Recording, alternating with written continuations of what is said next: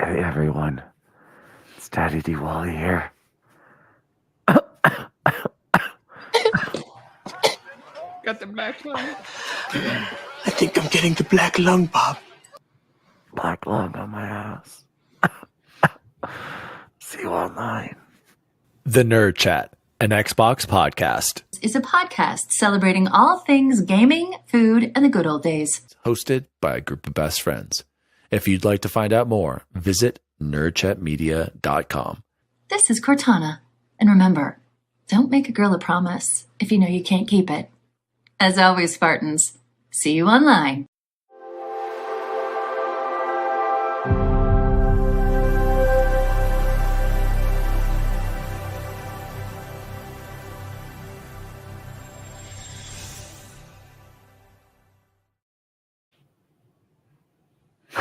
Oh, hello. Daddy DWALLY here, and welcome to the Nerd Chat, an Xbox podcast celebrating all things gaming, food, and the good old days. How am I sounding on the 1-2s there, Jose? Not You great. sound miserable, bud, is what you sound like. Whoa! He's afraid you're gonna give COVID to your mic or what? Not COVID. To your man The cave? First time. I got to mask up for 5 days according to the CDC. So that's what I'm doing now, in case one of my children come running down here. Joining me, as always, making his grand return, is Chipotle Bear, super producer and future PC master race enthusiast. Chipotle Bear, welcome back. How are you? Oh, it is. I'm great. Thank you all for having me back. It's wonderful to be back. I definitely missed you fellas going on our trip. It was an absolutely fantastic trip. We'll talk more about that when we get to the food section and stuff. I will say, though, just for the viewers out there, coming back, not so great. My whole family got terribly, horribly sick over the weekend. And it was funny because we got home last Friday and we had dinner together. My wife was tired. She went to bed. The girls went to bed right away, which was this was golden hour for me because boys were on. It was 8 o'clock and it was I can just game all night. We're still on break. And we did. We gamed the whole night. It was a great time. I felt awesome. And then I woke up in the morning and stomach flu. Victoria got basically COVID. It was just a nightmare a couple days. I didn't go to work on Monday. That's how sick I was. That's why you were at work. Okay. Yeah. I was planning on it originally. I wasn't planning to take Monday, but got really, really sick. I've not been that sick maybe ever. I considered going to the doctors. That's how sick I was.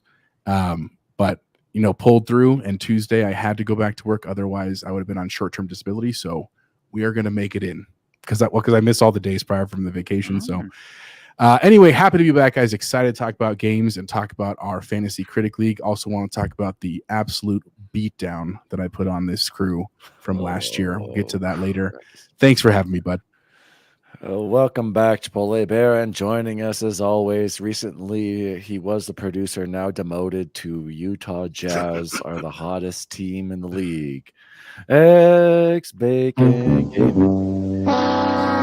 Gentlemen, it pains me to announce this, that my number one team put an absolute beat down on my number two team. And we're all fans of my number two team here in the league. So I just need to rep is that the new Utah Jazz in this house. Oh, gosh. Here we go, guys. We absolutely smoked the Denver Nuggets last night. Embarrassing loss. Yeah. Okay. Beat down. Run out. That's my fair. gym. Remember that when the Nuggets are in the playoffs and the Jazz are out of the playoffs. If they make playoffs, because the Jazz are just too hot right now. Hottest team in the league. Okay. With Hey, are the wins Jazz against- ever going to select a real jersey, or are they just going to keep alternating every year? Last three Are they games, the we Oregon have beat Ducks now? Philly. We've beaten the Bucks and the Nuggets 3 in a row, baby. Every dog has its day. That's what we should say. Exactly. Guys, you heard it here. Jose was sick as a dog with the flu. His whole family was out. I was sick last week, and these guys were making fun of me, saying, "Oh, it's just a man cold or something, big baby." Turns out I had COVID for the first time, and the only reason I found out was Allie got sick days after me. Of course, went to the doctor, positive for COVID, positive for strep, and I was like, "Oh no!" I had taken a test earlier, and it was negative. Went to the doctor, took a test with them. Beforehand, I actually took a home test, positive home test, positive from Kaiser. So it's been a rough week, but let me tell you, boys, I feel okay. I don't feel like I don't feel like I thought I was gonna feel a lot better today, but we are on day 7 of this heinous disease. But as Bacon and Jose know, we don't miss a week. Jose, let's jump into some huge nerd chat shout outs. Huge nerd chat shout out to our new sub on YouTube, Jason. That was his name. And Last week we got Kyle. This week, Jason. Let's keep it going. Nerd chat shout out to Matt Valdez on X. He wrote, "Thanks for the kind words during that last week's episode. Hope you're feeling better and or recovering quickly. Looking forward to the next episode with Jose returning. Also send some love Bacon's way. I share some of his PlayStation salt, and he's done a great job editing the podcast." Well, yes, you have, Bacon. I feel I did a great job. You're a wonderful interim producer. He hasn't edited the podcast. Let that be known. I've actually edited the beginnings of a little bit. So, but he has done a proficient job hosting while super producer Chipotle Bear was out of town for 2 weeks. We got to update his soundboard. Something's going on with his over there. I don't know what's going on. It's all that's it's not a programmed in the soundboard. system. I only upload like 6 clips in there, the bass ones. I'm just saying we need to get all the ones I tell you to get to him. Dude, that list will be like 40 long. Oh, I'm looking at it right now. Did you get the most recent requests, Jose? Exclusive world premiere. Yes. Jose, this is exclusive. Exclusive world premiere. Can we just do can you stop it after exclusive? Give me just a moment. Exclusive. We've got an exclusive shout out as well to BigBox 1431 coming in hot. And I'm pretty sure that Bacon cut and pasted this. Bacon, did you put this in the notes? What? Bacon's. I did. I copied this one. Just a little bit ago. BigBox wrote in Xbox aesthetics. I don't know what he's trying to say here, guys. Chipotle returns. A vacation on the water. Xbox third party. Cheers. BigBox. Is that like a haiku or something? Could be. Yeah. I mean, I'll give him credit. Thanks for writing in, bud. Good to hear from you again. BigBox, we will be getting to the Xbox third party questions, and I'm sure Bacon is losing his mind right now. So let's jump into some nerd chat news for the week, Jose. News team, assemble! Let's jump into it. And this is news story number 1. Source: Xbox has considered bringing hit Sea of Thieves to PlayStation. And this is coming from Steven Totillo at GameFile News. Microsoft has looked into launching its hit Xbox and PC multiplayer pirate game Sea of Thieves on PlayStation. A source familiar with plans for the port tells GameFile. Well, Microsoft has released some of its first-party published games on rival platforms before. This would be the first time the company ports one of its marquee Xbox/PC games to its most direct competitor, Sony. Guys, we've already seen Ori and the Blind Forest come over and other, quote, second-party exclusives. But this would be a first-party banger slanger coming over to another platform. There's also been rumors of Hi-Fi Rush possibly coming to the Nintendo Switch. Bacon, explain yourself to this news right now. What's there to explain? You are Xbox/PC Master Race #1 fanboy. So and Xbox. Sorry. I think exclusives are stupid and anti-consumer. Here you go, boys. I play on a platform where every game should be, and everybody should be gaming on PC. So I really don't care if they want to continue to fill Microsoft's coffers. Are any of us really too worried about Hi-Fi Rush or I wanted to ask you. I'm not Sea of Thieves, we can agree that game came out in 2018. If you haven't bought it or played it on Game Pass at this point, you're probably not going to get an Xbox or buy Game Pass to play it.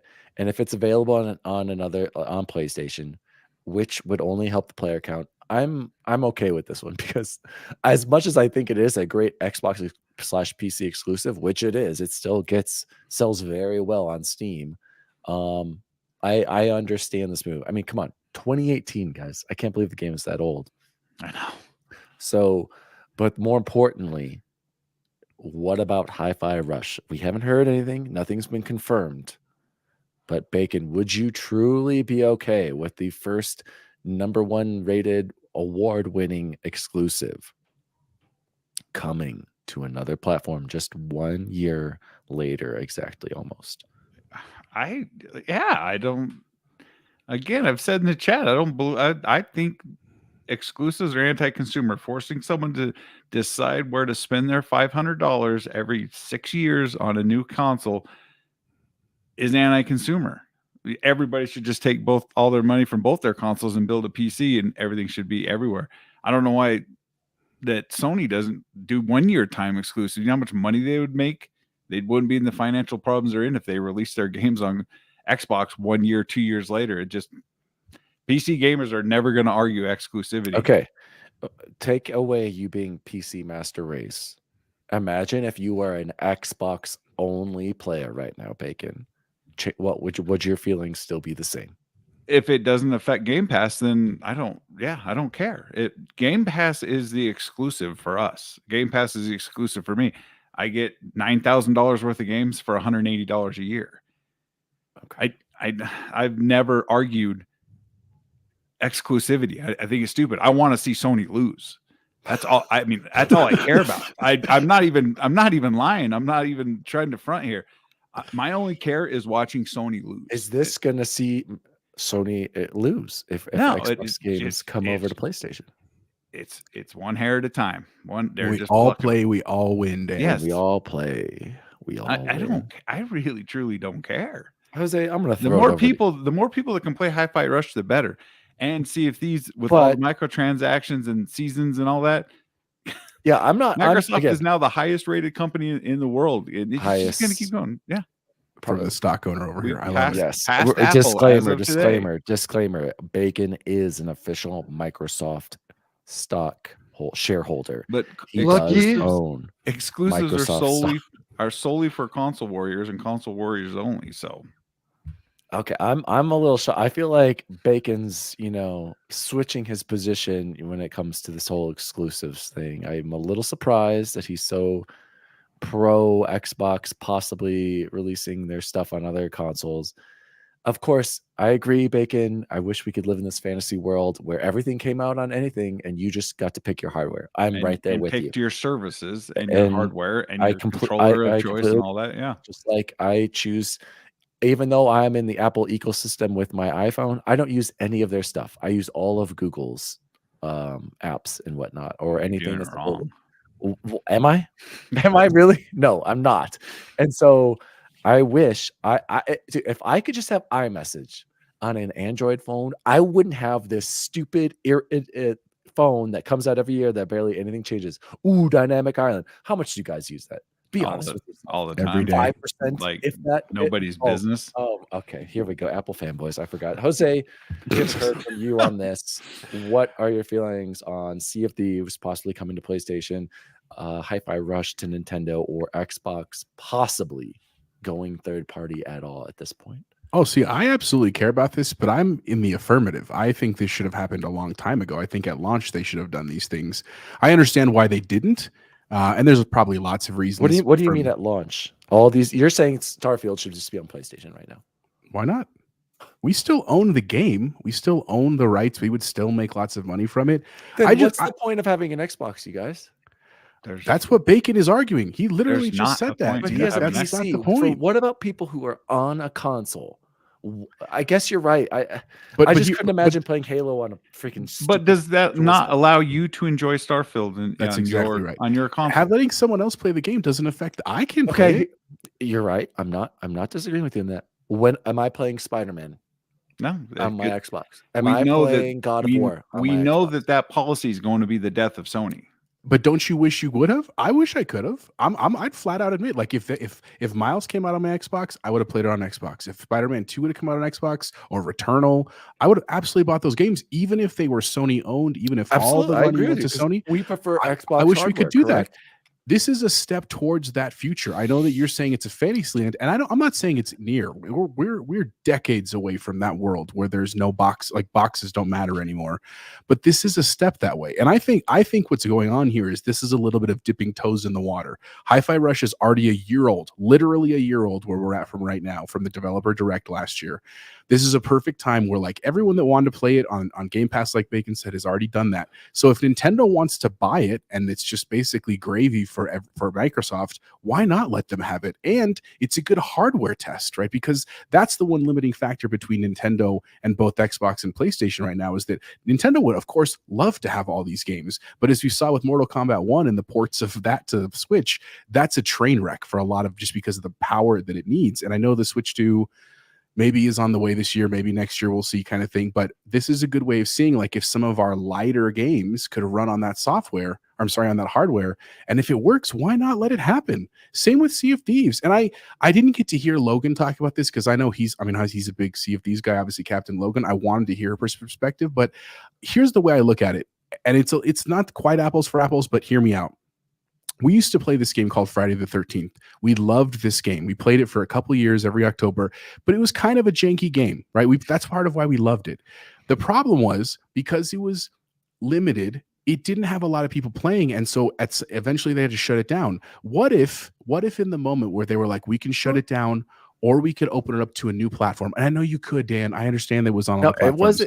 It was the licensing that killed that game. Okay, but my point is that if you could have had an injection of a whole bunch of new players to help pay for the licensing, to help get people on the servers, to help make the games run, wouldn't you want that for a game that you love? That's what Sea of Thieves has. And not that they're dying, they're doing great, but wouldn't you want more people to play the game that you love if they have the opportunity? I would. That's where I live. I am with you. I don't care. I want these games to be played by more people, absolutely, and I don't have that big of a problem with it. My problem is why does Xbox? Why do they have to be the ones to do this? Because why don't we? Why won't we see Nintendo or PlayStation do this? I don't know, but that doesn't mean you shouldn't be first. Xbox would be doing this if they weren't last place in console sales. We will never know that answer, man. I'm just Bacon. I'm just saying. I think it's great. Xbox, more people playing Xbox games. Like I don't know if you guys saw that funny tweet, but I think it was Daniel Ahmad maybe or somebody where he's like, more people get to play Xbox games, and it showed a picture of a wall with a hole in it. You know, he's pissed off.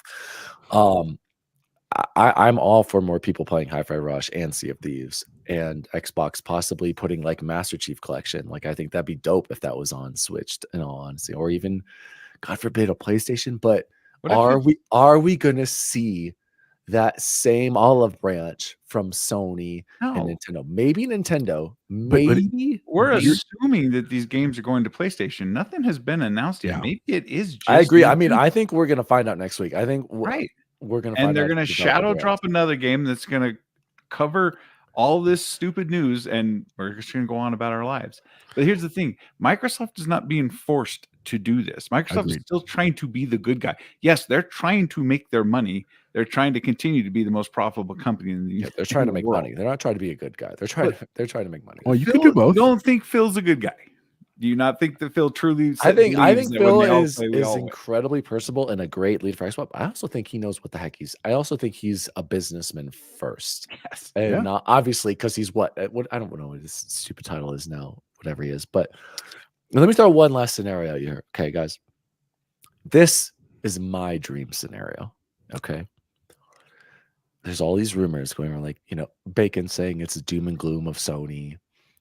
And we joke around, right? Like, what if somebody purchased PlayStation? And we think the names that come up, Amazon, who I think would buy them, Apple, right? Maybe McDonald's Corporation. Whoever is on the top. Google, good point. Okay. But what if this, guys, imagine this world. Who's the obvious person who should be in a partnership with PlayStation and buy them? Taylor Swift. It's a good college, Bo. It's gonna be Apple. No. Who would benefit and keep them? And we don't want Apple or Google or Amazon. Nintendo should buy Sony. No. The other major player in video games. Xbox. What if Xbox and PlayStation join together to make the ultimate console, premium console experience, you guys? It makes sense when you really think about it. Wouldn't Xbox love to be like, hey, everything's available to everybody. Everybody's going to be making money. PlayStation, you get an Xbox. Xbox, you get a PlayStation. Everybody's gaming synergy. We don't want Apple or Amazon or Google coming in trying to run PlayStation. They don't know what they're doing. They would ruin that experience. Xbox, I hate to be a downer, bud, but you know this can't happen legally, right? Synergy. That would be an ugly FTC battle there. Yeah, that's a monopoly, like legitimately, dude. There's no way they would let that happen. Let me ask you something, Dan. How is that any different than Apple buying them? I don't understand. Because Apple's not a gaming company. Yeah, they have Apple Arcade. They don't create market share. They're not there. They're just a distributor. I'm just saying, maybe not buy Sony, but is this the beginning? There's all these partnerships with Microsoft Azure servers and AI with Sony. They just paired recently, didn't they? In like the Sony's car or whatever at CES or something like. There's some weird sharing of technology. I'm just saying. We're all arguing the same fantasy thing, that we're in favor of this. Let me ask you a question, Dan. You heard it here first. Just January 11th. So Jose, Exclusive. Okay. You can't change it that fast. It doesn't work like that, bud. Exclusive. World premiere. News. You heard it here first. So real quick, Dan, PlayStation, would you be Xbox okay platform. if every Xbox game was a 1-year exclusivity to the platform after the game's completely out of the zeitgeist and has been played, going to other consoles? Yes, but that's because I'm a smart and reasonable human being who understands this, and I will continue to play my games on Xbox or actually PC more likely as that happens. Yes, but I don't think there's an argument, and there's people who are disappointed with the fact that why even own an Xbox at that point if I can play on PlayStation? Sony's doing it too, because we do realize that Helldivers is releasing day and date on PC as well. Day and date. I mean, I guess that's a first party. That's a Sony owned IP that is going day and date to PC. That's not the same as day and date to PC and another console, though. I get it. But you're right. I mean, as far as Microsoft's, but you're right. As far as Microsoft's concerned, that's a part of their platform. Yes. PC. PC's Xbox. Xbox is PC. They intermingle perfectly. Okay. So, and until we hear, you're right. You're right. I don't know why this is all coming from Nate the Hate and this is all conjecture Nick here. I know, but it's fun to just throw out. It's just Rumorville. And but it's probably Sea of Thieves. I'm sure it is Sea of Thieves. Oh, to your point, you asked us like, why does it have to be Xbox? It doesn't have to be Xbox, man. But someone has to, right? And if we're in last place right now, does someone have to? If we want it, I'm saying, if we want that future, someone has to take that first step. If we happen to be in third and Xbox feels like that's a way towards that, they're going to take that step. It's also just smart business. And the truth is, if let's just say Hi-Fi Rush does go, let's say Sea of Thieves does go, and it's very successful, every time that happens, it makes it more likely that Sony will have to follow suit with some kind of their games, because that's just business. That's just how you make money in an industry that's changing. So it's one of those like, I don't think we need to get all butthurt about Xbox being first, or we're like, oh, we're being forced, but Sony can keep all their games exclusive. I mean, I think we're seeing more and more of them be going multi-platform, even if it's to PC, which feels like this neutral kind of third party, but that still is multi-platform, man. So I think it's all wins for us as the consumers. I think it's going to be interesting to watch though over the next couple of years. Yeah, I'm just playing a little bit of devil's advocate. I'm all for these games being played by more people. I personally have no problem with this. I'm just saying some of these the X streets that Bacon frequents has to be seeing, if this announcement comes out people are going to be pissed, and they got to figure a way to spin this positively. People are going to be pissed if it doesn't happen. People are going to be pissed Nah. if tomorrow is named a different day of the week, or if they have an orange in the morning. That's just how people are. I don't know. Let's move on to news story number 2, guys. And I'm skipping that Xbox tweet one, which I'll say that for quick and short news, but let's go to the developer direct has been announced. And this is coming from the Xbox Wire. On January 9th, this was announced. Xbox to present developer direct returning on January 18th, Thursday at 12 p.m. Pacific Standard Time, 3 p.m. Eastern. Fans will get a look at Ninja Theory's Hellblade Senua's Saga 2, or Hellblade 2 Senua's Saga, Oxide Games, Ara History Untold, Obsidian's Avowed, and the Shocker Boys, Indiana Jones, and the Great Circle. The rumor is on the name of it. What a lame name! Let me tell you that much. Look, it's part of canon. It is. Yeah. Oh, Read a book, bud. I didn't know that. Golly. I like somebody else's You're on Twitter too much today. Somebody said, I've barely been on Twitter. Somebody said they had the Red Ring of Death right there in front of them, and I completely agree that they should have named it the Red Ring. That would have been kind of dope. That's a good. That would have been kind of dope. Good name, right? Isn't it? Thank you, Jose. So here we go, boys.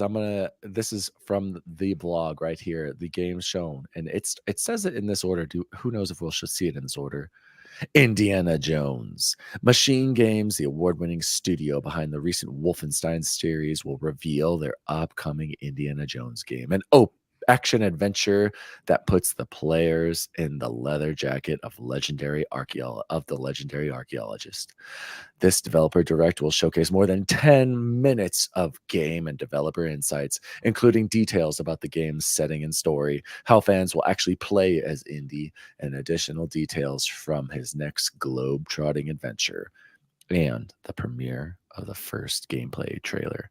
For Avowed, the team at Obsidian will share the first deep dive into gameplay experience fans can expect, and the fantasy action RPG set in a fantastical, vibrant living lands.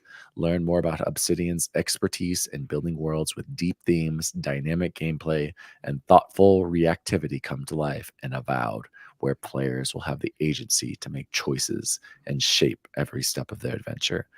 Hear from the lads at Oxide Games, the studio founded by veterans of the strategy genre and the creators behind the classic strategy titles, including Civilization V, as they unveil exclusive new gameplay and share more about the inspiration, key features, and road ahead for their upcoming historical grand strategy game, Ara History Untold.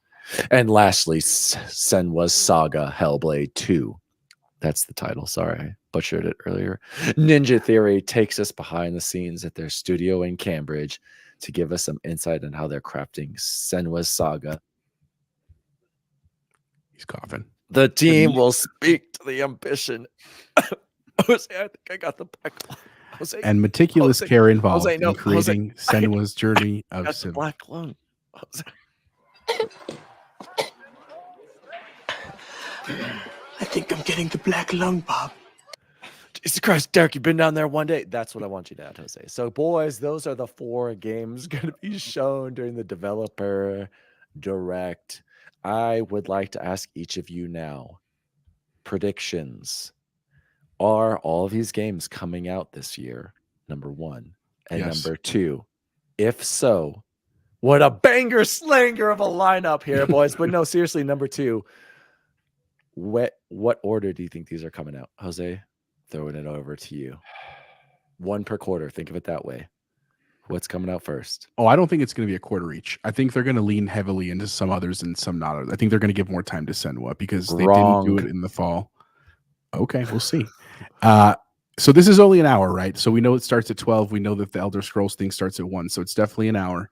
I think it is going to go in order because because we That's a didn't good have this order. last year because it was kind Yeah. of a surprise. Like, what's going to be in the direct? We don't know. We kind of know. Yeah. And then, of course, the big surprise, which I want to ask a question about in a second. I think this is a good order. Like Indiana Jones is like the big surprise. Banger Like, let's get slanger, into it, yeah. banger. Like, let's do this. Avowed and Ara are like people are interested, but kind of don't know what they Yeah. are. So let's just learn about them and then let's point. hit them home with Senwa and do some Yes. deep dive into what that game is going to be. And hopefully, finally, fingers crossed, a release date.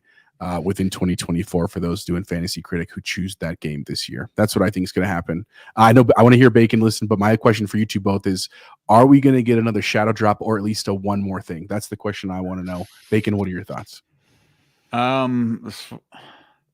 don't, it's hard to ask for the shadow drop because if we do it 2 years in a row, then it's going to be expected. And I don't think that's a hill anyone wants to climb every single year. Did it make Hi-Fi Rush go viral last year? It did. Did it force a lot of people to run out and buy it? It did. It kept people from getting reviews and then having people crap on it and kill excitement before a game comes out. So part of me loves the idea of the shadow drop. I just don't think it's feasible unless it's a smaller third-party partnership or something like that just comes out of the blue and like, here, by the way, here's Suicide Squad, because that game looks like cheeks. You disagree with Suicide Squad?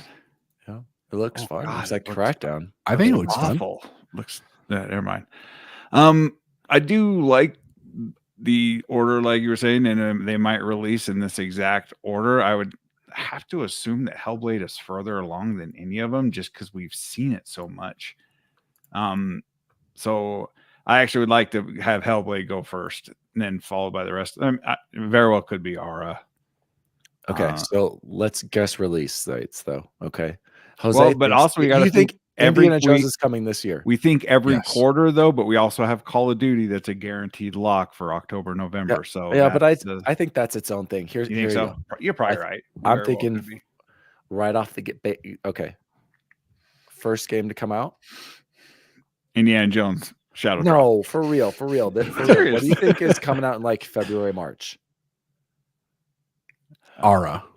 Okay, I think that is a summer game. I think that's their summer one. I think Avowed's going to be their summer game. I think Avowed's coming out. I think it would go Avowed because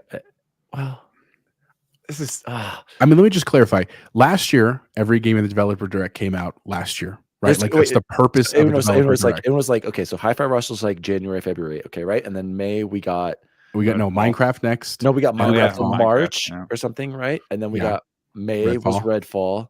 And then ideally we would have wanted like a We wanted June, Motorsport in July. the summer. Well, exactly, but We that didn't came out in get the it. fall. But we got Starfield in September, then we got October. So I'm thinking the October game or September game, we'll say, I think that's Indiana Jones. Me too.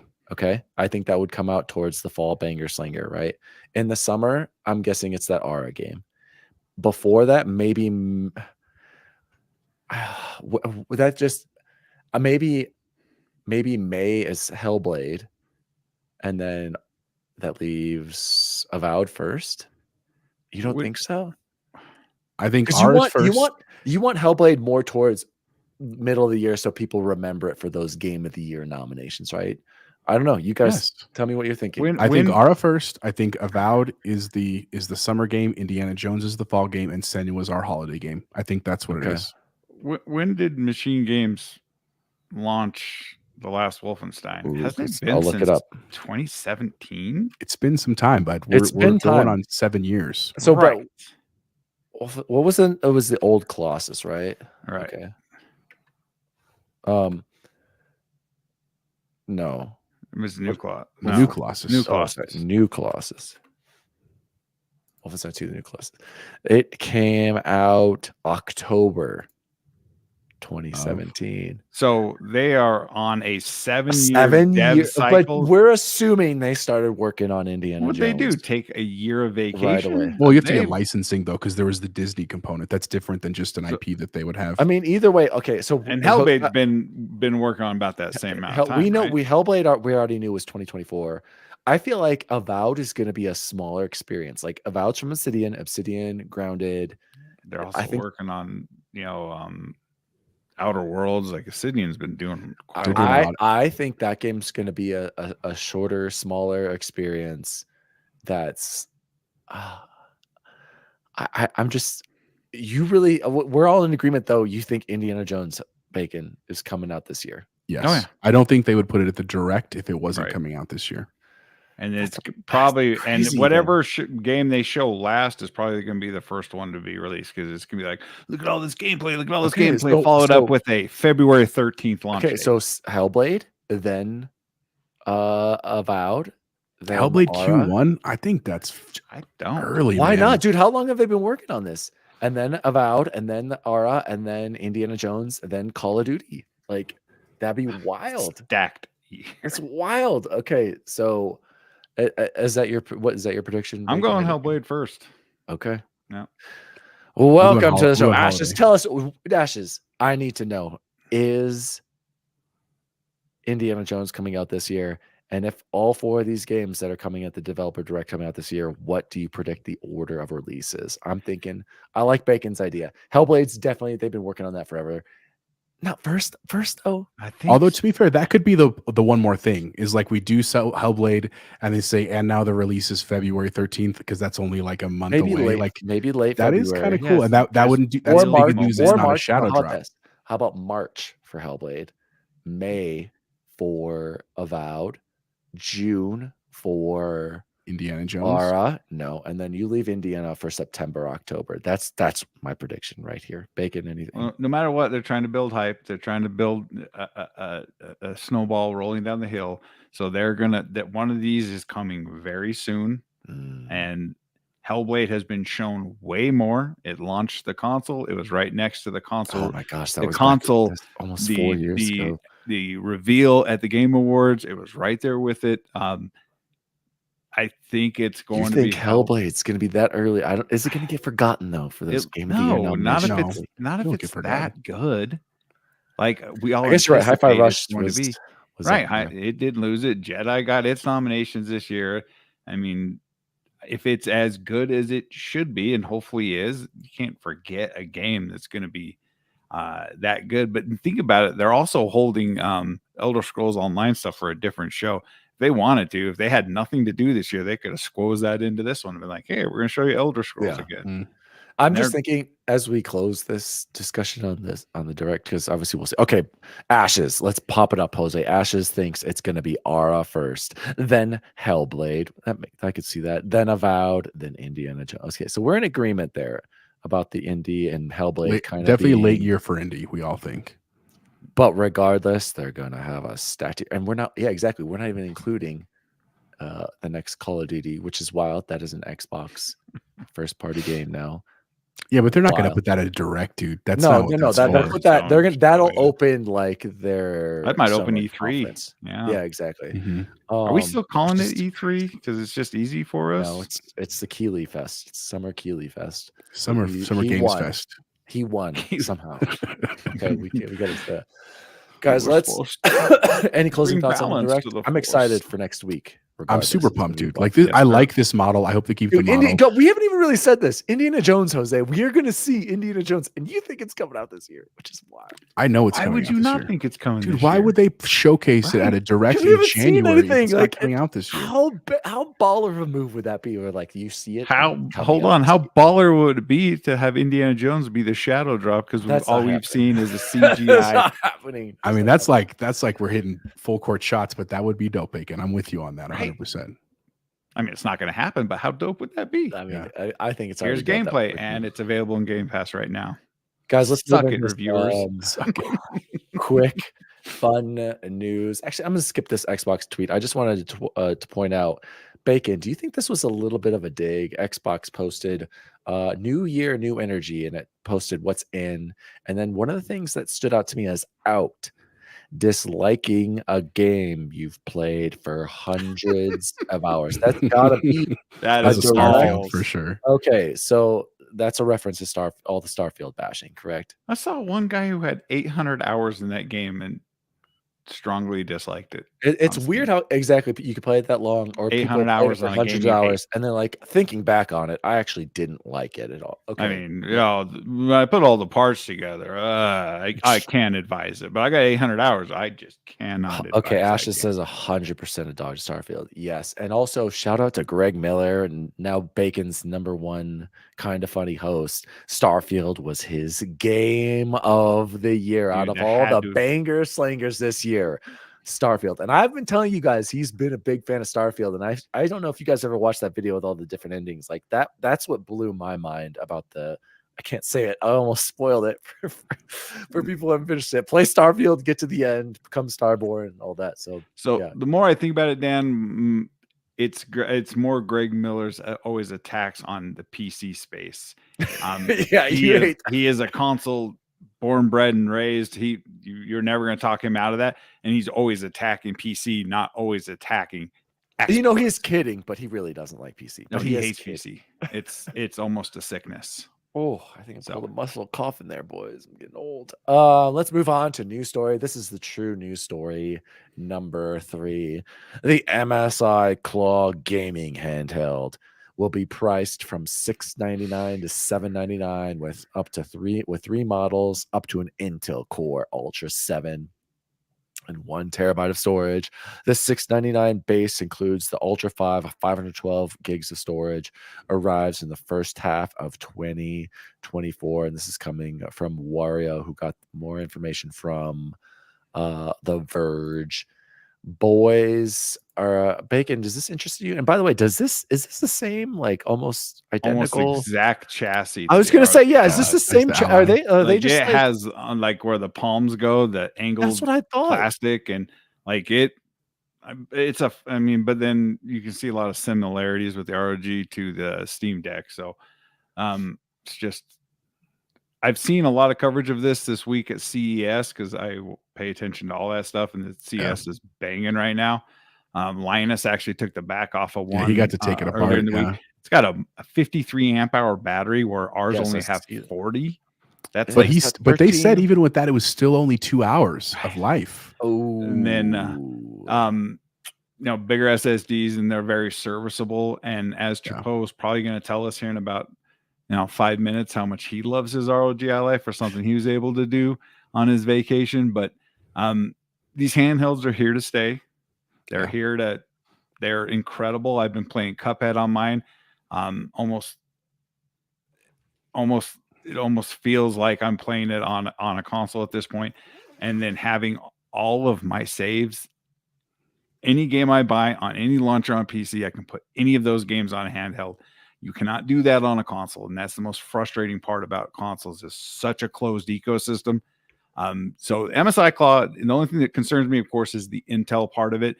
Well, Intel is awesome on just straight CPUs in a computer, and their XeSS graphics have come a long way since they launched theirs. Now Intel's been doing a lot of laptops and having what is it? The graphics and the processor on their laptops and stuff. So I'm not saying they won't be able to do this. I'm always concerned because Intel's usually a little bit behind AMD with the size of their process nodes and stuff like that, and their energy usage and stuff. But they've been in the laptop game for a long time, so I'm sure it's going to be fine. So it's nice to see another competitor. Now I just wish the Switch would get on board and just release all their games to handhelds only. That'd be sweet.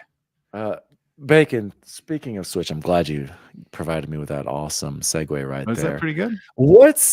Why would I spend $700, $800, almost $1,000 on a handheld when I can spend $300 or less and get one of these bad boys? Because you're reliant upon a connection for that. Self-esteem.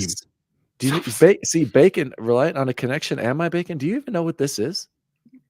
No, is that your Switch? This is a Nintendo Switch That looks- inside Whoa. the Nitro Deck, and look at I've got 4 paddles on the back here. I've got a kickstand. I thought that was right your here. Logitech thing. Yeah, exactly. What game Look can at you this. possibly play in that? I've got to use all that for? all effect thumbsticks here, Bacon. Yep, you heard right. And it just easily slides in and out. Oh, Look at this form factor. Did it baby. change the internals of that 410p But I've got processor an on the Tegra OLED chip? screen. I've got the Nintendo library. I mean, as much as I've been done. Oh, look at I'm pressing A on the back of my Nitro Deck here, and I'm playing some Zelda How much did Skyward that Sword cost? right now.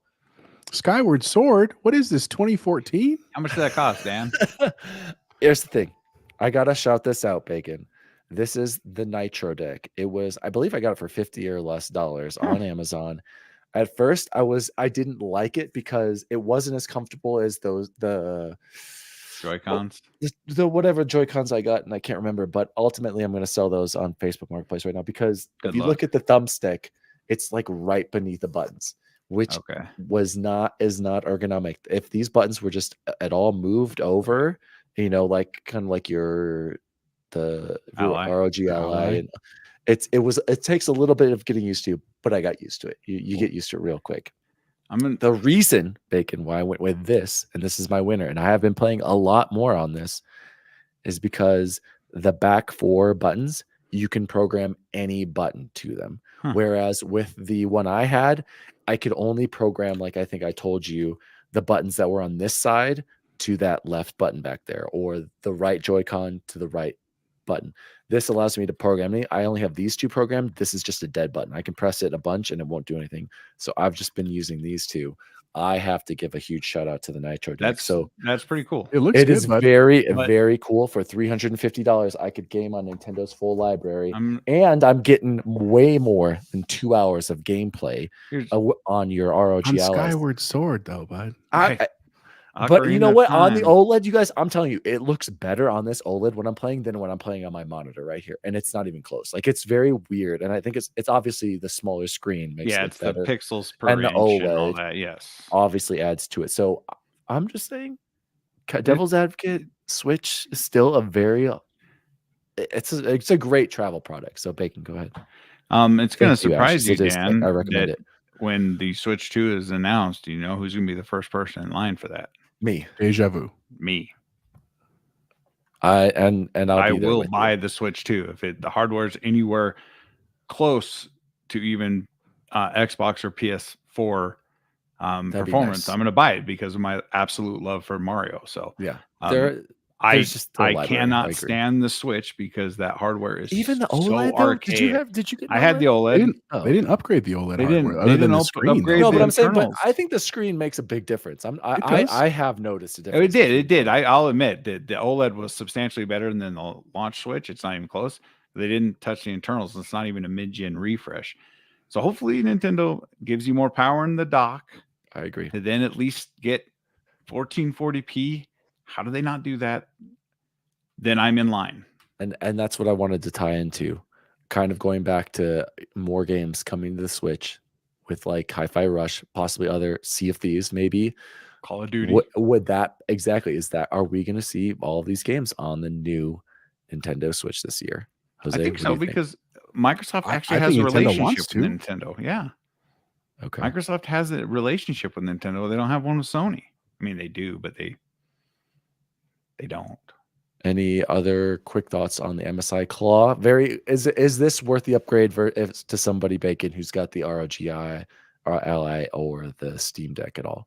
I don't think it's a Okay. big enough upgrade unless you get a pretty good resell on your current stuff. Just like the Lenovo Legion Go that I looked at, I'm like, it's the same chip, it's the same amount of RAM. Oh yeah, I it's forgot the same- Lenovo right. Legion. I forgot about It's that. the same stuff. So is it worth an upgrade for an already paid off device? Probably not. But Okay. But for people getting into it, you know- another good option. Would you pick this? Okay, so now, like you said, person coming into this handheld market, they want the best portable PC. Which one would you tell them to get? There's a price difference between this and the ROG Ally because of the little bit more upgraded stuff. Because we paid $699 for ours. The high end, the 1 terabyte one's $799 for the Claw. I'd still probably tell people to go with the Steam Deck and put your own SSD in it. Unless you Even really though want you're limited to Steam only. Yeah, natively, and then you can't do Game Pass games. not having Game Pass, which would be a kind of a bummer. So jack of all. This is the new stuff, so I'd probably tell someone to go get the new stuff. That Steam. By the time this comes out, the ROG Ally will be almost a year old because we got those in what, June or July. Yeah. I mean, didn't you consider someone coming into this that wanted to not go balls to the wall with their money? You can get an ROG Ally right now for $400 at Best Buy. They just released that deal this week. Like that's a pretty baller deal, bud. And I've seen those refurbished Steam Decks for like 300. I mean, that's that's pretty tempting. But I'll stick to the Switch boys and my Nitro deck. I do need to make a video on this. When you play it in public, do you pretend it's an Ally? People are like, how do you it really does look love like it. an Ally. Like, I'm like, look. At I was confused when I saw it. Jose, can you grab yours right there? I mean, look at like that. It even confused Bacon. He thought this was a. I thought that was your Logitech G Cloud.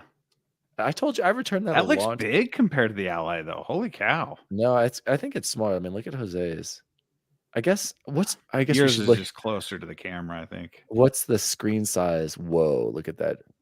What's the screen size of the Switch? I should probably that'd be a way to determine. I think the Ally is 6.9. For anyone interested, Nitro Deck. I do recommend it. It did take me a little bit of time with that thumbstick, and it still kind of annoys me a little bit, but it's worth it just to be able to program any button. And I get the vibration with this too, Bacon, which was taken away with those other Joy-Cons. So and you don't have to charge that handset. It still just uses the power from the Switch. Correct. It uses the power from this. And then if you look back here, you can also plug it in and have an HDMI, or I guess it says whatever USB-C probably to HDMI in and out. So you can still charge it while it's in this with the USB cord. So I do recommend the Nitro Deck. I need to make a video on it. Hall effects decks, good ergonomics. I do like the back buttons. Shout out to the Nitro Deck. Guys, let's close the news with a quick news number. What's news stories? Ashes has a pretty good comment. Ashes, I have the ROG Ally and a G Cloud and use my G Cloud far more. Look at that, Bacon. But I also have a connection 99% of the time. And can't you can stream anything to your G Cloud, right? I think you can do PS4 games because the same problem I ran into. I couldn't do the PS5 I think it has an app Ally. on there that like adapts it, if I'm not mistaken. Or someone released one on there. I like the G Cloud, but I'm all about that native and the battery life. Well, I guess the G Cloud had great battery life. That's one thing it really did have. It's all about that native 420p. Hey, I'm about the Nintendo library of games. 22 frames a second in Pokemon. Yeah, so Ash just said PS Play is the app that allows you to use your PlayStation inputs on the G Cloud. What I would add, the only thing I'd add before we should move on, is what I love about the Ally, and we'll talk when I get to what we're playing a little bit, is that in just where I'm at in my life right now, I'm becoming a driver for my daughters, right? Yeah. And I'm happy to do that, but that means there's a lot of time where I'm just sitting there and I don't always have Wi-Fi, or I go somewhere where like there's public Wi-Fi, but it's crappy and it cuts out, or it won't let me connect and stuff. Yeah. And I do love that I can like download a full game, turn on offline mode, and actually just play a legitimate game. And yeah, the battery life, that is my number one complaint, is the battery life. But at the same time, with like those things with my daughters, I'm not usually at a place for more like an hour or two at a time. So I can still play, have a great time, shut it down and go home and let it charge the next time I'm going to use it. It's fitting in real well with my life right now. I do appreciate that a lot, I want to say. Last quick news story number 4. Helldivers 2 gets Windows PC requirements detailed. Full cross-play support with PS5. I'm not going to read all of these, but if you want to have it at 1440, 60 FPS, which is what I would recommend personally, I have the NVIDIA RTX 3070. I have an i5, or I have a Ryzen. I don't have actually a 5800X 3D. I don't have that. I have 16 gigs of RAM. You need 8. You need to have 100 gigabytes of SSD storage for Helldivers. Bacon, will you be jumping into Helldivers day one? Part of me is going to do it because I want to show Sony that if you release stuff on PC day and date, PC community will support it. It's only a $40 game. I like that price. I like the price too, but now they're standing on the high horse. And again, this is all console wars. They've been claiming all they get is AAA bangers. This is clearly a AA game, and it's their only game for a while, so I can't be mad at them. I think you need to suck it up, put your money where your mouth is, and support PlayStation on PC. For Dude, us, I have Bacon. purchased the only PlayStation games on PC I Yeah. don't Where's own this right now available to buy, by is the way? Sackboy and Ratchet and Clank. I own I bought Days Gone. I bought God of War. I've purchased Returnal. I've purchased all of their Spider-Man. games. I bought both Spider-Mans. I have every single PlayStation game on Epic, the exception of 2. And I still own the physical copies of those 2 for this PlayStation I'm trying to sell on Facebook right now. Good luck with that. I was going to ask, where is this available to buy or purchase? I believe it's going to be on Steam. Actually, I wonder if it is on Steam. Oh, Bacon. I have a Ryzen 5700G. I think. Yeah, it's like core 16 threads. You'll be perfectly acceptable. But they're already talking. That last year's 58 is the most recent one, right? 5800 X3D is the super high-end gaming chip with the better cache. Okay. But the reason why I put this in here, because I told you guys about how they're losing their mind about having to pay for online and PC players don't, and having that PS Plus and we don't. Yeah, but I mean that's the same for Xbox. I know, like, I don't. But they're just now figuring it out with their first ever day and date release on PC that it's somehow a travesty that the console players, and I agree that nobody should have to pay for online. Yeah, that's a console whale issue there. That, but it's funny that they're all already saying they're going to turn off crossplay because they don't want to play against PC cheaters. So, by the way, have you guys seen any cheaters on like Call of Duty when you've played? I've had a couple questionable, but I've played against some really good people. Usually people I'm just real bad at. Yeah, I was gonna say I don't think I've seen someone like, okay, that guy's maybe one time. And my man, I'm canceling mine too, Ashes, and I'm actively have my PS5 posted, about ready to post my Series X on Facebook as well. Because there's a monitor I really need to buy. Oh, here I agree. He's got to upgrade. He's gonna get that OLED 32-inch, 48 inch. Yeah. 57 inches. What? I gotta sell a MacBook also, but I'm gonna hold on to the ROG Ally. I think that's the one thing I can hold on to, but I gotta sell everything else to include this 42-inch OLED sitting in front of me. Ash has said I canceled my PS Plus and remember today you don't get cloud. Yeah, the cloud save that pisses me off too. That's literally the only reason why I kept mine for Bloodborne is because I needed that cloud save to be able to just get all the stupid endings. And he said I've seen some cheaters on the finals, not so much on COD.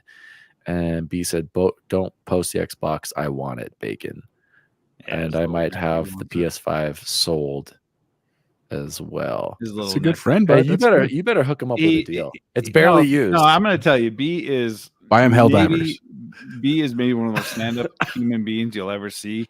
Shout out to B. When I was doing my YouTube channel regularly, he was basically funding it, and I'd pay it back everything. But he always had the money up front, and he never asked for anything in return except for my technical skills to build PCs. So B is absolutely a stand-up human being. He even offered to loan me the money for the monitor today, and I'm like, no, I do not want to do that. I got stuff to sell. But shout out to B. He's a true G. So shout out B, and shout out to Todd Oxtra. Jose, bring up this one. Eventually, Nintendo will be the only games you can't play legally. I'm going to add on that Oxtra. I emulate on PC. Just wish Xbox PC app was better. Yeah, I agree. I see this. I personally, I completely agree, by the way, Todd. Like, as soon as PlayStation has their launcher on PC with trophies, I'm all in. My PlayStation's gone. Like, no doubt. Okay. Xbox might be, well, I got to get every game with achievements. I'm already in, Bacon. I got to keep getting my Chivos for third-party games. We play to have fun. We play to win the Chivos, man. You play to win the game. Okay. But to Todd's point, yes, I completely agree. Nintendo will be the last one to fall. PlayStation's already on their way, and I can't agree. All right, I can't agree more with that. Thanks, Bacon. Said B, appreciate you as well. Shout out to B and Bacon love. And says Todd, does anyone know why Elder Scrolls Online is on PC? No, and I've seen that. Todd is that it's so weird. Were you in this Discord? I feel like maybe we were talking about this on the shout out to XEP Discord. We were talking about how bad the PC app is. And I don't functionally, I feel like the Xbox app has always been great for me. I've had zero issues. My achievements unlock had a great experience there. But I do agree it needs to either be more like Epic or more like Steam, or put it all into what's the Activision one? Blizzardnet, BattleNet. Put it all there. They need to figure that out, Bacon, and have a way to buy more games there. But I completely agree. Yeah, exactly. Todd, you're right there, Dan. I bought Cuphead off the PC app just because I had leftover rewards points. But yes, I don't know why third-party games don't put their games on that app. They're still going to get 30% cut, or 70% cut, just like they would on Steam and Epic. I don't know why they don't support. I would buy so many more because I want achievements as well, even though I don't play for achievements. Exactly. I would love to have achievements if I could have bought. That's a good point. Think about this, you guys. What about you guys? What about this achievement overhaul that they recently teased? What if that's a part of the PC app overhaul? Maybe Blizzard can help you with the PC app. Something's got to happen. We all know. Yes, they need a completionist like a trophy just to show instead of just having random achievements. But you might be right. Shout out to MKen10. This man ain't sick. He's a Greek god. Dan doesn't miss an episode. Dude, you guys, Matt was here last week. Shout out, Matt, why aren't you here with us this week? You're always welcome. You should always come on the show whenever you have an open invitation. Oh, shoot. Open invitation. Nice. Matt, I was looking back on last Thursday, you guys. There was a reason why I had the hood over, and like my head, you guys, it was the weirdest pressure in my brain with the COVID. But anyway, shout out to Matt, shout out to everybody. Back to the app. So I just, do you think, can they afford to rehaul the Xbox PC app again, Bacon? Like they've already been kind of doing it as is, or are they just gonna have to go all in on Blizzard? Overhauling the app isn't going to change third-party support on the app. I still have no problems with the PC app on my Ally or on my PC. Okay, I guess that's the last thing. Crashing problems. I've never had. I can assign whatever game I want to whatever drive I want. I don't see the problem. Okay, so I guess this goes back to Todd's original point. Is like, why is Elder Scrolls not there? And I would also put in like, why do some games have achievements and some don't? I've noticed that as well. Some, even of the Bethesda games specifically, will have achievements and some don't. Like, is that the age? Did they have achievements before though? That could be. Like, yeah, I mean, I like Fallout 3 does, and like when I play Xbox 360 game. Like when I'm getting ready to start playing Far Cry 6, I have to play it through the Ubisoft app. So I'm not going to get Xbox achievements. Same thing with EA, but it's the same thing with EA on Steam and Epic. They have their own achievements, and I don't care for their achievements. So I've actually stopped playing for achievements. But I wish, and I wanted to send Phil a message asking him to fix this, because it sucks that I'm putting in the time, and I do like achievements. I don't play for them, but I would like to get achievements for playing Far Cry through the Ubisoft launcher. Yeah, I don't care if I get the Ubisoft achievements. But Jose and I don't play for achievements, so we don't care. That's the other thing I forgot. Yeah, and so love of the game, bud. It's for love of the game. Well, Jose specifically does.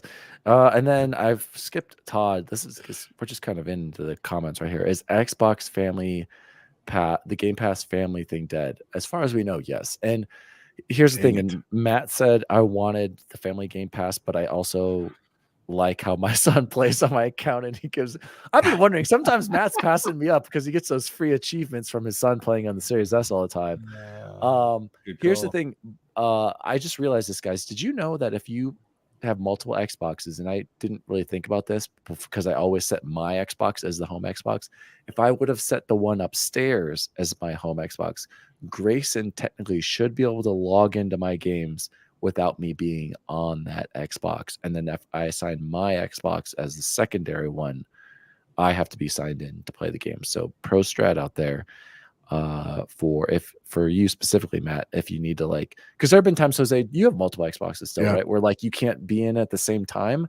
Try that next time. No, I'm gonna sell one. Doesn't matter. It's fine. Oh, all right, never mind. And last comment, Ash has said he hasn't had issues with the Xbox app either. Yeah. Much of the discourse is that it simply is Steam. I agree. And by the way, I've said this multiple times. I'm not impressed with Steam. I think it's ugly. I think it's got too much information on it. The achievements are boring on there. It's just, I'm not impressed with Steam. The sales, the summer sale and the winter sale and the spring sale, they're all pretty good. So I remember those used to be sales back in the day. I honestly prefer Epic's aesthetics way more. And what really blows my mind is how you PC Master Race guys, Bacon, are so like torn and like how everybody hates the Epic Game Store. Like I don't. Literally, I know you don't. I know you don't. But I'm saying like it's just a launcher, you guys. Like I think it's because it. Come on. I think it's because it has. It's not like a different console. You know, isn't Epic tied to Tencent in China though? Oh, I think that's the main vitriol. And then even me playing. Even me playing right now Grand Theft Auto 5 through Epic, it launches through the Rockstar app, which the Rockstar app only has like 2 games on it. I don't know why they have an app. That kind of stuff, like you said, we kind of talked about it with the Xbox app. That annoys me. Like, I don't have to go into the app. I just double click on the game and it starts, but it's running through there in the background. So it's not like I have to go to that launcher every time. I still just click on Grand Theft Auto and it launches. But yes, there are serious pros to PC gaming, and there are a couple cons. And if Sony brings out an app, and I can link my Epic, you're gonna have another one. I can link my Epic games to my Sony and get trophy support on games I've already purchased. I'm freaking golden, guys. And this is twice in 2 episodes. And this is exactly what we're talking about. Why people just stick to consoles is because of all this mumbo jumbo. You gotta go. I sign into my Xbox, I unlock achievements. I sign into my PlayStation 5, I get trophies. Everything just works, and I don't have to worry about Matt saying the Ubisoft is the worst launcher, and then Todd said GOG and Epic stores are pretty good, but they do lack a lot of the online. They lack, and then some have trophies and achievements there, and then some don't. And then one, like you said, I bought Mass Effect there, but it's just going to send me to the EA launcher. It's a mess. Okay. Every time. PC gaming. I've sworn twice. 2 weeks in a row I've sworn. But I'm passionate. It's true. It's very passionate. All right. Let's move on to the next segment, and we'll do this quickly because Jose dominated us, guys. We are going over the Nerd Chat Podcast Fantasy Critic 2023 results. And here it is, you guys. In first place, he dominated the competition. Mr. Chipotle Bear with Team Hocus Chipocus was in a dominating first place position with 124.34 points. He hit all 9 of his, or wait, did you get all 9 or 9? All 9 of 10. Nope, 9 of 10 releases. And you're going to see a theme here.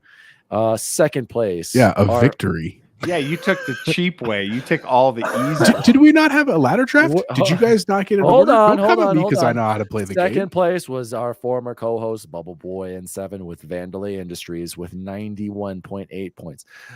By the way, you got to give me. He had 9 releases as well. Somehow, Daddy DWALLY, who was projected to be last, was in third place with Old Guy Gaming with 83.96 points, only with 7 releases, boys. I want to point out, if 3 of my games came out this year, I would have been right there with Jose. And if I didn't, you can draft him again this year, though. So X Bacon Gaming was in dead last with Sizzling That Bacon with 76.36 points, and he only had 6. So Bacon got hit just as hard as I did. So to go over Bacon's team, he had Legend of Zelda: Tears of the Kingdom 96 points.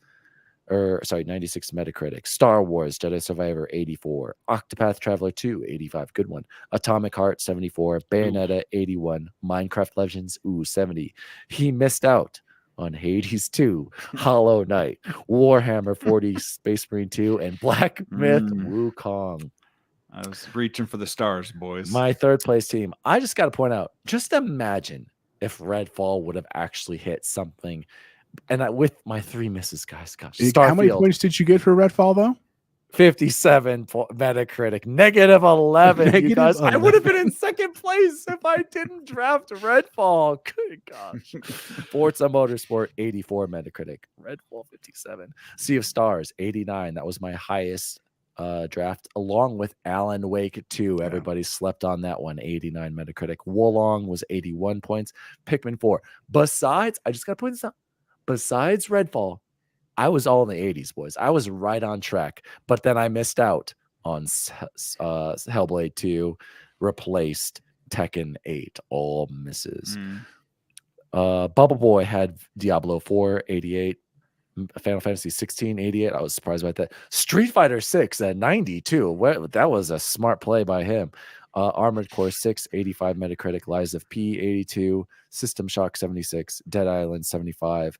Ooh, Last Case of Benedict Fox 66 got him -4 points. WrestleQuest got him -1 with 69. He missed out on Suicide Squad, Kill the Justice League, and your winner with listen to these picks, you guys. Pretty easy layups. Pretty just layups. He's just laying it up, you guys. You could have chosen all of these games. Marvel's Spider-Man 2, 90 Metacritic. Resident Evil 4. That was a banger. I did not expect the 92 for that was your highest scoring game. That was my highest one. This was another one. Dead Space. I was not anticipating 89. Fire Emblem Engage 81. Hogwarts Legacy 84. Like a Dragon Ishin 81. Jose missed out on Stalker 2 Heart of Chernobyl. Wild Hearts 79. Horizon Call of the Mountain. How is that an 80? Give me a break. And her Assassin's Creed Mirage 76. But still, your winner in a dominant fashion. He will be relegated to the last pick this year. Was Chipotle Bear. Chipotle Bear, the mic is yours on your victory. I just want to thank the small people in my life like Dan and Bacon, but all the chat. I appreciate your support undyingly, and the only thing I have left to say, These nuts. Oh, he got us. Got him. God, son of a gun. So before we do next year's draft, Matt, if you're still here, do you want in let's or get Matt in Ashes it or for somebody? sure. Let's get a 4-person, and I want somebody, maybe Bacon, to set it up. Should we have pickups? Because I feel like you get screwed if you don't get your game. I think it's only fair that maybe whoever is we have to figure out how they do the waiver line. But do we want to pick up free agents only for teams who have lost someone in their draft? How about that? But or at any time can somebody like in fantasy football, there's like an order. Somebody I get how waivers work. I'm saying like, so like, let's say with like Stalker 2, as I picked that, but I thought it was coming out, it didn't coming out. How does that work? Because like, and I want to say, okay, so like, that's the other thing. The ones that we missed, I think we should automatically get those. We put them towards the end of our draft. Like me and Bacon are going to get 3, you're going to get 1, and that's just how it goes. Like I think that's only fair that we should have the opportunity to get those teams back or get those picks back, and it shouldn't pick your. I agree. I'm not saying we shouldn't. I'm fully on board with this, and I don't mind trading. Like if I convince Dan that like he should take my game, like I'm fine with trading in our league. Like I'm full with making this on a thing. I just want to understand, like, is it like by October 1, if I thought this game was going to come out and I'm like, I'm bailing, I'm going to pick something else? Is that like my deadline time? Or is it like, are we going to do this like revisit it every trade deadline or something like that? I think like it's at the end of the year. And like if at that point, exactly. Like what if games it's are going to come out exactly, at the end of the year? Like if you haven't made that drop and you don't, like Bacon was still waiting for, I can't remember what you were waiting for, but it's like, it's clearly not coming out. Silk Song. You need to drop that and pick. I think we should do it quarterly, where like we'd make on one of the shows, like in March, we say we're going to take 15 minutes. Does anybody want to drop a game right now? And they could drop it. It goes back into the free agency, and then we'll keep the waiver order. And if you want to pick, then you draft. And if you don't, then we just go and we do it again in July. You see what I'm saying? And we do it like, because that way, like if you're, let's look into it. We need to do it quick though, because like we've already missed out on Banger Slinger, apparently 87, whatever it is, of Prince of Persia, and more games are coming out. We got to do this next week. We can get if Matt's available, we can do it next week. Okay, we'll figure it out. Let's figure it out. So we will be doing Fantasy Critic. We should be able to drop and pick up for sure. I agree, because that really hurt me and Bacon. These dates are so vague nowadays that we only know so many, especially. And that, like Jose mentioned, like the unreleased ones. What are we going to do about like the hi-fi rushes that we didn't see that coming? Somebody's going to want to draft. So what we could do is we should do a smaller roster though too. I just feel like 10 was big, dude, and like by the end we were reaching for some. No, we got to stick with 10. So why don't we do this one? Why don't we do 8 picks out the gate, and then everybody has +2 at some point in the year. Free agent pickups. That's not bad. And you can do whenever you want, and then we'll go in a waiver order. Ashes likes the idea of trading picks. Pomp says, I had like a fantasy dollars to get. Yeah, exactly. I remember, and it does have something. It has dollar values on the games. I remember like we had something in ours, but we didn't know how to do it because Bubble Boy was in charge, and then Bubble Boy left. So we're kind of stuck with the what we had. So it's our first season. Yes, we're veterans now. We'll do that draft next week. Can one of you Or, build I the mean, league? can we and get stuff more like people that? in, and then we could like team up together, or should we have one against? We The should go XEP against boys? like the trophy Exactly. room or Or against Luke and get Luke or and against Logan in Luke, here. yeah. That'd be fun, Maybe dude. we should do us versus Luke and Logan. Ooh, maybe we should do that instead. Okay, Matt says, okay, we'll figure it out. Next week, plan on it, boys. We are going to do Fantasy Critic 20. This sounds complicated. It is. We got to do a little bit of research. That'd So be fun. Dude. also, It's what all we need fun. to get in voting in the next 2 weeks, Jose. I know I'm going to work on that this week. That's why can one of you work on fantasy because I got to work on voting stuff. Okay. Did you have the list, or did you need me to send it to you? No, you got to send it to me, but I'll work on it Okay. right away. All right, guys. Let's jump into what have we been playing and or watching. Bacon, what about you? I've been playing a lot of Warzone. I got back-to-back trio wins and full Shout out to the Warzone. dubs. Ooh, I want to send you the clip of our victory, Bacon. I'm now up to 3 dubs in the Warzone, 1 quad, 2 trios. I believe they were both with Mike when we went back to. Yeah, I believe so. It was awesome night. He said his back hurts, bud. Dude, I have carried Deja Vu in so many games. It's not even funny. And he's a banger. I had plans to stop playing Baldur's Gate 3 for a while because it's literally destroying my life. And I have failed miserably at that task.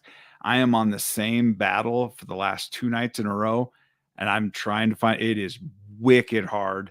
And it's the last battle to get out of Act 2, and I'm reset. I went back last night and started playing the mission before just so I could get a different save point to go into this final battle to change things.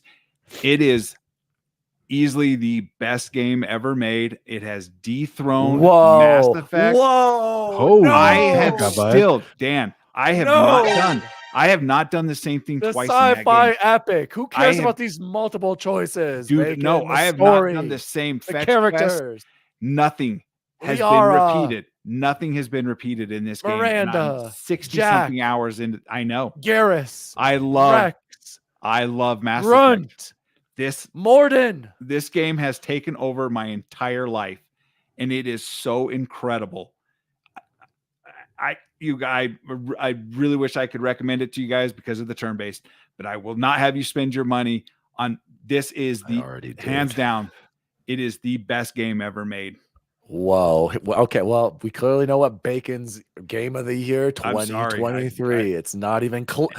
Matt agrees with sucks, according to Bacon. Matt agrees with My me. God. And he's got to agree with me. He has not done the same quest twice. Oh my! And Matt, okay, Matt is jerking. Isn't it? I'm not even gonna finish that. He's I'm just telling going you, crazy in the it chat is a right breath now. of content that you have never seen before, dude. Dude, Dan, you are going to be shocked too.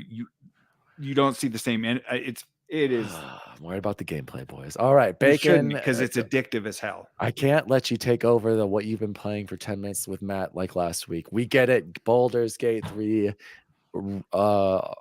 Game of the generation when it comes to consequences, choices, and not seeing the same thing twice.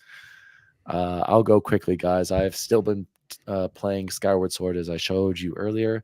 Went to my Grayson's practice, masked up, went back to the van, played a little bit of crappy Skyward Sword on my Switch. But the most exciting thing that I'm playing, I finished Miles, got the platinum. We don't need to talk about that. It was a Spider-Man game, whatever. I've already forgotten about it. What I have been playing and what is blowing my mind right now, and I am angry that I didn't play this sooner, but I had to finish the FromSoft games. But now I've jumped into Lies of P, and my God, you guys, this game is a banger, slanger, certified. I am loving Lies of P. A very cool setting, an interesting story that's digestible and understandable, Jose, unlike the FromSoft games where I have no idea what is going on. We told you this months ago. Hey, hold on, though, Chapo. He's playing it on the nerfed version while we played the original before they nerfed it. Dude, they nerfed that game. Did you get to the fire boss? Dude, here's where I am. I'm about 2 hours, 45 minutes in. I just looked at my stats. I got to that big electrical robot where the first chance you get a chance to summon somebody, died. Yeah. That was the first time I died. Oh, dude, you have. I tried to do it on my own. Dude. I didn't have a summon, and I think I can get it. my only complaints, the parrying's off. The parrying is not, it's not good. It's not, if you're going to do a parry, it's got to be like, especially the way it feels like it's trying to be If like you're not Sekiro. good at it, that's okay. You don't have to needs blame the be game. like Sekiro. I'm blocking, I've got my little club, I've got my little police baton. Clearly that's not working. So I put all of my points into health right now. I need to probably put some into strength. So up to that point, I've had zero problems with it, but I've also played a lot of FromSoft games lately, and I know what to expect. Okay. Another BG3 vote. Oh, shout out to the trophy. Everybody, the banger slang. Oh my gosh, he heard me say it. I'm here to boo Luke. Oh no, Luke hasn't been here. Slanger. Yes, I didn't think the bosses were that tough. Yeah, I mean, I'm only at this one, and I didn't think he was that bad, but I did. But Joe's also like a FromSoft simp too, though. Like that's his world, man. I mean, I'm still figuring the game out. Like I said, something's off with that parry. It's not good, and I'm just wondering if I should just block and obviously and roll. I don't feel like the rolling in the iframe. It sums up either way. Liza P is what I'm loving about it is the story, and I can't say that as much for the FromSoft games where it's more the gameplay and me trying to understand what's going on and being maidenless. But so I've been playing Liza P, loving it. I can't wait to get back into it. Dropping with the boys in Warzone. Got the win with Bacon. Got his first win with us. I had the last 2 kills. Just want to point that out. Somehow I was still the weakest link, even though I was second place in kills under Deja Vu. Deja Vu was the weakest link too. No, Deja Vu was like Survivor, even though he had top kills. Whatever. We can all agree it's broken how they rate you at the end of a match. And we also played Halo. I actually been playing some Halo and PUBG. Played Halo with Alan. I was surprised he wanted to play that. Always fun to jump into that, change of pace, finish that battle pass. So all my battle passes are done with Halo. Jose, what's going on in the chat? I can't even keep up. It's blowing up. Everybody's just talking about. Joe said that they call him the Sekiro champ. Lots of people call him that. Doubtful. Said truth about what's going on. MKen never got good. Asha said Liza P's great, but BG3 is probably top 3 of all time. Oh, yes, sir. Yeah, it's good, man. It's good. We live in an era of great games. That's what we have to celebrate, which is great, man. It's not something I just made up. I mean, Joe did. I'm pretty sure he got the platinum on Sekiro. Hey, let's challenge Trophy Room right now to our Fantasy Critic while they're here. Well, we'll have to set that up. We're thinking about challenging at Fantasy Critic. Joe, Kyle, if you guys are interested. Speaking and of Luke Joe, and Logan and Joe, Ash's or one set. Maybe this is Logan Kyle. I don't know. Joe or Kyle, if you're there. Kyle, your Last of Us Part 2 Collector's Edition. I got the email. It's preparing to ship. So be ready, buddy. So please relay that to Kyle. If this is Kyle, it's coming, buddy. Jose, what have you been playing or watching? So I was on the trip last week, man. Trip was actually really great. Just a quick jaunt about that 5-day trip or 7-day trip to Mexico with family. It was absolutely incredible. But the one crazy thing, we didn't pay for internet on the ship because it was insanely expensive. But that was the beauty of the Ally, right? It was that I could play games even without that. So I played for the first time Miles Morales, man, because I don't have a PS5. Not because I'm a hater or anything. I just don't have a PS5. But I got to play Miles. I'm still not finished because I just am taking my time and I was only playing little bits at a time. But I really enjoy it. Is it what I thought it would be? Not quite. I think I wanted it to be a tiny bit more, but it's beautiful. It's a fun game. I think the story's solid. I like the villains. It's pretty short. What do you think of the powers? Have you gotten the power where he explodes with energy? Because that was the coolest. I think it's like the last one, right? Yeah. I think I just got it. Okay. So I'm enjoying it. I want to finish the game. Going I definitely, whenever Spider-Man 2 comes out, I'll definitely pick it up probably on the Ally if I don't have a PC by then still. So that's mostly what I've been playing. I did play a little bit of PUBG and Warzone with Dan before I got sick this week. And then TV, because my wife and I have been watching TV since we've been back this week at work. We're big into Ink Master. So like, I don't know, Bacon, do you have tats, really? Bacon? No. Yeah. I'm clean. I know Dan doesn't either. Both me and my wife have tattoos. I'm a big fan of tattoos. And so they're showing Paramount. Jose, you guys, he's inked up bad. Wow. Yeah. So we've been watching Ink Master. The new season's all out on Paramount Plus. We've been watching that. I've been enjoying it, and we have Paramount Plus coming up for Halo 2. Oh, we didn't even talk about the trailer. Yes, I haven't watched it yet. I wasn't working, dude, and I came home and did this. Okay, let's everybody calm down. It looked no good. Calming down. Dan's a hater, bud. Everybody's like, "Oh my gosh, this looks so much better." There's so much more combat. Idiot. No, but yeah, is that one person pointed out? Has this been all the same scene that we're seeing? That one combat scene? Okay, I'm gonna temper your expectations. Okay, Dude, Reach. We'll see. Reach, homie. I thought it was fine. I'm excited for it. Paramount. I'm gonna watch it. I enjoy seeing a different Halo story. Not so much Master Cheeks and him with his helmet off all the time, but we did see a lot more of him being with his helmet on, them showing him with the helmet. I'm sure they got that feedback. They got that hit. So anything else, Jose? I finally saw Transformers Rise of the Beasts when I thought I was dying. It was fine. It was fine. There's a cool little cameo at the end, like a nod to what they might do if they get the money, but we'll see. Anyway, I miss Mark Wahlberg and I miss Shia LaBeouf, dude. I thought he was fine in the Transformer movies. I like those movies. Josh Duhamel was dope. Anyway, another time. Asha says season 2 has me hyped. Looks like they took some feedback, and the fall of Reach is a good. We'll see. Yes, sir. We will see. I'm going to pay for it for that month, and then I'm going to cancel it. Gentlemen, let's close the show like we always do with the best food we had this week. I'll go quickly since I've been on Rona alert. I can't think of anything that really has stood out this week, Jose. Oh, no. Just a lot of soups. Oh, okay, you know what? I'll take that back. Thomas Bagels has been solid. There's a little bit of butter. They finally fixed their machines and their production value because I've noticed a drop in quality. Then I've noticed these past couple bags have been solid. Nice little bagel, cream cheese, and orange juice. Thomas Bagels has dropped. I've switched off. Thank you. Completely. I even. Oh my God! Yes, Nell and I were at the grocery store, and I'm like, told you. They're almost like too airy or something. Yep, something's off. They God, ruined I'm it. not the only one. Yes, they did. But bacon. I went to English muffins now because Thomas Bagels sucks. Thank you. It's disgusting. Yes, I have the last 2 bags I've done. They've stepped up again. I don't know what happened there, but I've been very happy with my last 2 Thomas Bagels. But I agree. I was even buying like Kroger brand because I was like, I can't do this anymore. Thank God. So. But I do want to point out, I was lucky. I never lost my sense of taste or smell. Allie told me a couple days ago, she's like, I can't even taste this. And I was like, what? So she's eating stuff the past 2 days. She's like, I don't even know what I'm eating. And I'm like, that's weird. So I escaped that bullet. I did not lose my sense of smell or taste. So, one sad news item, you guys. Earlier this week, I was craving bacon on a Little Caesars pizza. I was like, I just want a Little Caesars pizza with bacon. When you're sick, though, bud? Yes, I wanted it. I don't know why. I wanted it. I ordered it on my app. They usually always make it. I get there, get my pizzas, walk out to I check it because I'm not an idiot.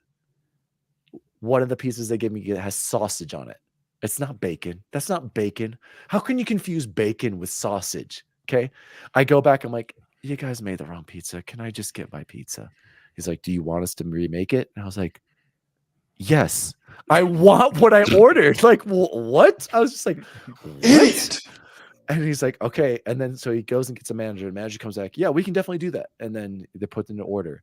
I stand in this Little Caesars, you guys, for 15 minutes. It shouldn't take that long. Right? It should be the first one up. It was the most depressing 15 minutes. I saw some of the most shady people. You're like Walmart. Into Little Caesars. No, it was exactly like being at the worst Walmart, like off of like Broadway in Santa Fe or something. And I was like, this is so. And I'm sick. I'm masked up, just standing there, like so depressed. I'm like, I just want my bacon pizza.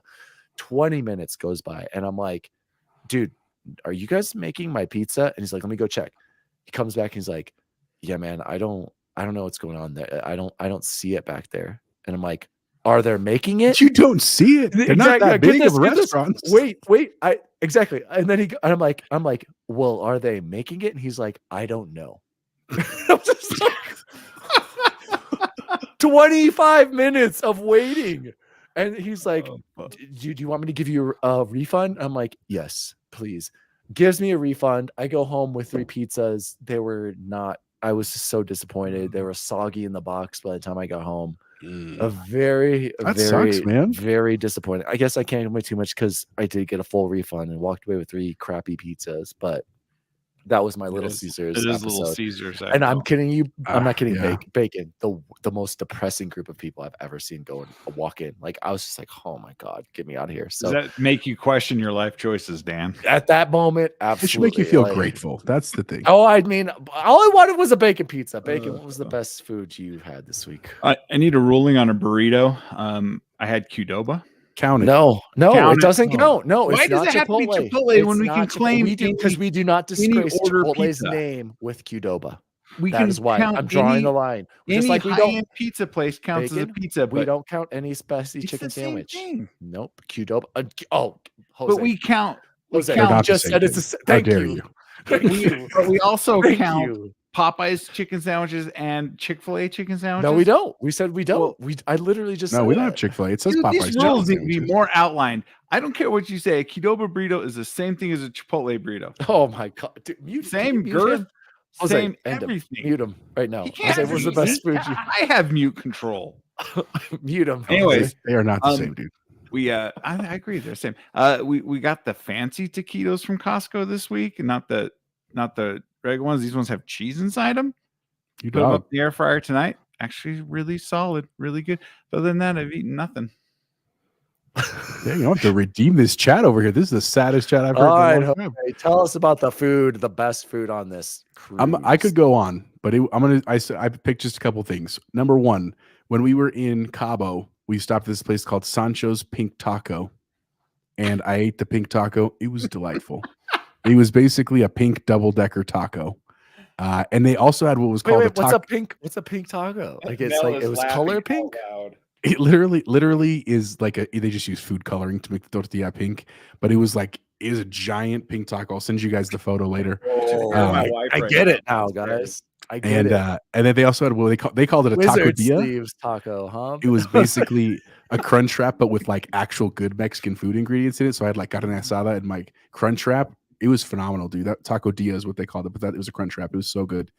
And then we on the boat itself, there was they like different themes every night. The prime rib night was like insanely good, and then the lobster night was also really good. Like Do a they full have like lobster a tail dinner, Brazilian steakout night where they like walk around and like a churrascaria where they're cutting it off. No, Yeah. they did not have that. But my server Muhammad was like super nice dude. He always hooked us up with extra food. And then Did the you have other a cool part. butler? No, we did not have a butler. But there was also the free pizza like oven place on the ship. I probably ate like 6 pizzas. I only added 2 to the count because they were relatively small. But dude, I like that dude knew me. I'd walk up, he's like, "How many?" I was like, 8 slices. Like he knew where I was coming from. No shame to my game. It was fun, man. It was a lot of good eating. And the great news is I got sick and I lost all the weight. I'm actually down like 3 pounds. So good news all around. Just drink some water. Oh, I drink a lot of water. Gentlemen, this has been the Nerd Chat episode 141. If we didn't do the fantasy critic draft, well, we'll change the name, Jose. I'll give you an update on that. That's fine. My name is Daddy DWALLY. You can follow me at Daddy DWALLY across all social media. You can follow the show at the Nerd Chat Podcast. Oh, I forgot to shout out a couple weeks late. Shout out to Nico. He sent us a happy holidays family card of his family to our email. So thanks for sending it to the Nerd Chat email, Nico. Thanks, Not Nico. Sure why, but forward that to us, bud. shout out to Nico. Chipotle Bear. Where can people find you? You can find me at on X at Chipotle_bear or Instagram at Chipotle Bear, Xbox Chipotle Bear. For everyone that hung out today, guys, thank you so much for it's just a lot more fun when people are laughing and jokes, and it's great to see everybody, Matt and Joe and Deja and Ashes, and man, we love this community, man. It makes me super happy to be back. Bacon, you still got like 20 minutes today after the show? Oh, you want to keep going? Yeah, if you're down. Yeah, I've been asking for weeks for Bacon to give me some to teach me about PCs, and I thought it'd be a fun recording for somebody that doesn't know anything about PCs. I'm thinking like 20 minutes, not a super long one. So if you're interested in helping me understand why I should ship to PC, answer some questions I have, we're going to finish this show and then give us like 5 minutes. We're going to start up a show right after this. You're welcome to join us, talk about PC Master Race and that transition, answer some questions I have. Please feel free to join us. If not, no worries, and we'll see you next Thursday. And X Bacon Gaming, where can people find you? You can find me at X Bacon Gaming across all your socials and gaming platforms. I want to give a quick shout out. We do have a Discord for our show, the Nerd Chat. If you guys want Under construction. just hit us up. We want to get getting inspired from being in Shout out to Luke and XEP. Luke and XEP's Discord. And I want to apologize, Luke. I put in your Discord that we had our show going live. I don't know if that drove some of our traffic tonight, but I'm not trying to snipe any of your I didn't know you did that. I didn't do that. Disclaimer, Yes, Bacon you did did. that on his own. I Just did got not. booted do from the that. server. I didn't put a link. I just said if you guys are bored, come hang out with us on the Nerd Chat. So I was wondering how these people got yeah, over here. so We love it got- though. we Oh, and got a Todd was market. an ad too. Yeah, Todd. Yeah. So Shout out to Todd. Shout out to everyone at XEP. Hopefully, we're not Bacon. Bacon's gonna be banned, not me. Let me get that I straight. told you I'm too toxic for that nice Discord. As always, Xbox going third-party lovers. See you online. See you online. See you online. And see you online. Finally, Mr. Connery, the category was numbers, and you wrote a letter V.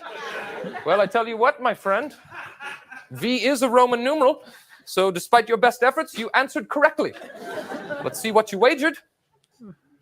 Suck it, Trebek. The Nerd Chat is an Xbox podcast celebrating all things gaming, food, and the good old days. You can follow the show at The Nerd Chat across all social media. The show was created by Daniel Wolenzik, and you can follow him at Daddy DWALLY. The lead producer and co-host is Jose Martinez, and you can follow him at Chipotle_bear. And former intern, recently promoted co-host Jason Jarrett can be found at X Bacon Gaming. If you'd like to find out more about the show, please visit nerdchatmedia.com. And as always, see you online.